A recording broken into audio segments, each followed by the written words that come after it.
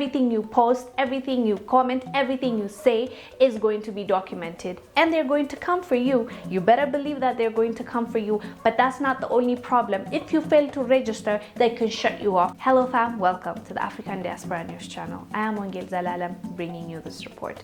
Today's report comes from Uganda. Specifically, Uganda's government, they just announced or rather they published a public notice to broadcasters, everybody in the communication sector, radio, TV, everything. Now the new added thing is influencers are added. Anybody with YouTube channels and big following is included in this too. So what they announced is everybody needs to register, including influencers, for the government to monitor their content. Let me read you the public notice and we'll come back. The Uganda Communication Commission was established under Section 4 of the Uganda Communication Act 2013 as the regular in the development of a modern communication sector that includes telecommunication, broadcasting, radio communication, postal communication, data communication, and infrastructure.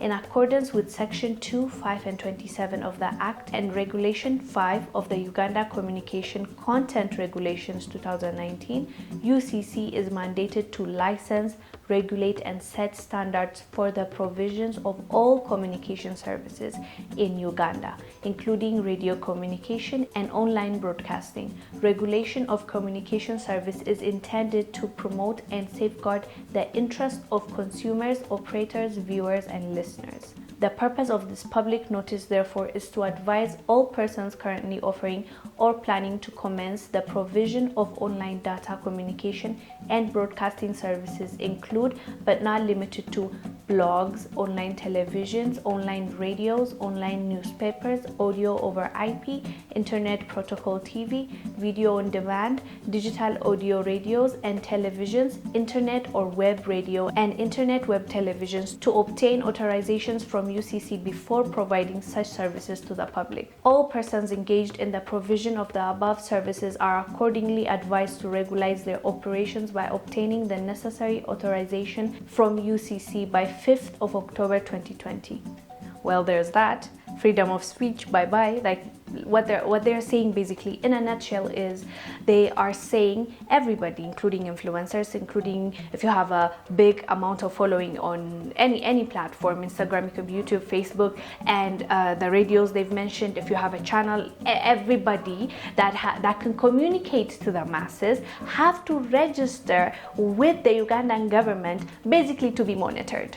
Everything you post, everything you comment, everything you say is going to be documented, and they're going to come for you. You better believe that they're going to come for you, but that's not the only problem. If you fail to register, they can shut you off. They can shut down your social media. They can do whatever they want to do to your platform that you worked so hard to build. Can you imagine that? You've worked, let's say, 10 years, 15 years, 5 years. Even that's a long time. You worked just 5 years and you got this following, and that following is based on you telling your people what your thoughts are, what your opinions are, what is going on in the world, and you've created that bond.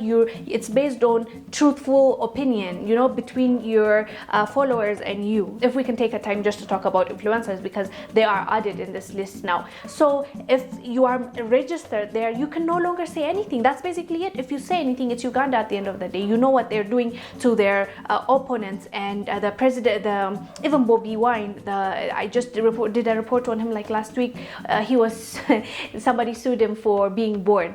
You can go and check that video out, because I thought that was hilarious. So even him, he was an activist before he started off running for president against Museveni. He was just a singer. He says his words. He was singing about girls and everything, and then he started realizing there's more.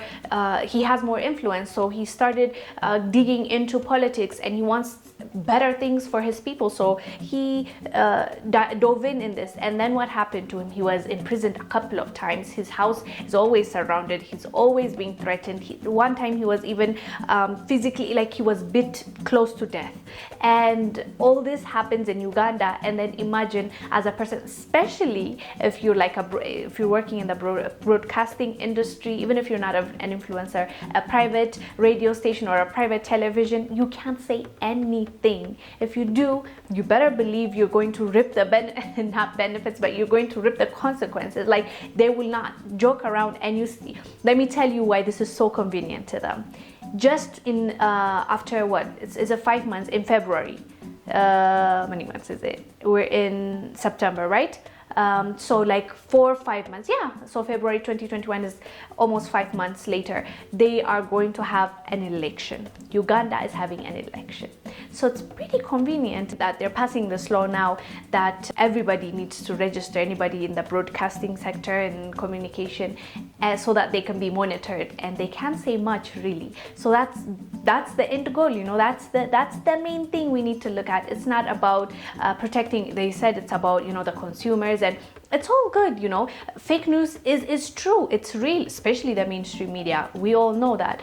But at what extent should a government meddle in your business? To what degree? If you're enticing violence, okay. If you're pushing people or telling people to go and do something, okay, I get, until that point I can understand.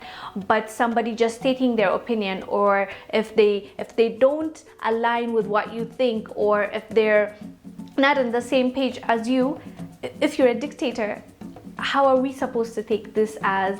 I fear for the people now in Uganda, especially in this kind of sector. The best thing to do, if you're not courageous, is just to be quiet, at least when it comes to Ugandan politics, and because if you want to be safe. Otherwise, you have to be prepared to what is going to come your way, because it is going to come your way, unfortunately. And that is the way Museveni ran it until now. He's been in power 30 plus years.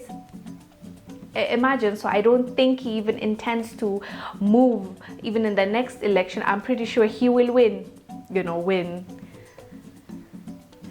So yeah, that's what the Ugandan government is saying. People need to register as soon as possible, like the first week, until the first week of October. Otherwise, even that is going to be an issue, and that's really sad, because freedom of speech is a human right.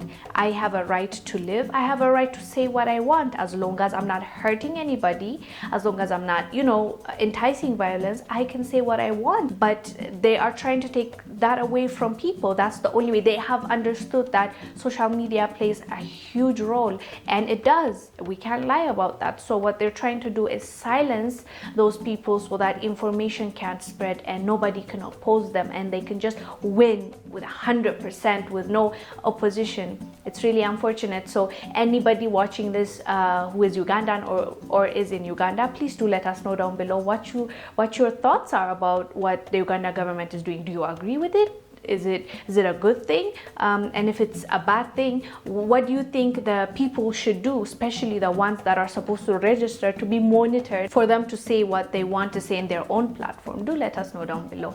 Anyways, guys, I am Wongel Zelalem, bringing you the support. I will see you on the next one. Bye.